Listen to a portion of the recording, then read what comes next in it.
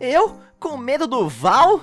Até parece. O cara é um algodão ambulante. Só porque ele é meu chefe não significa... Angel, você pegou o último picolé do freezer hoje de manhã?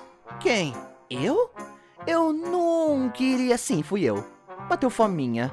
Além disso, não é como se tivesse seu nome escrito nele ou algo assim. E tinha o meu nome escrito nele, seguido de uma nota escrita Angel não toque! Ah, foi mal.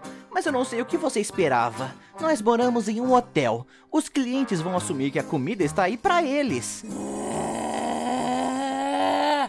Ah!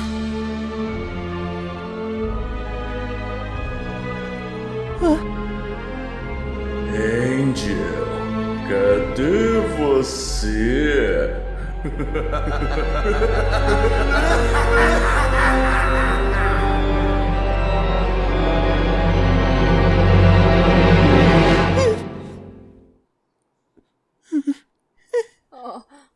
Merda.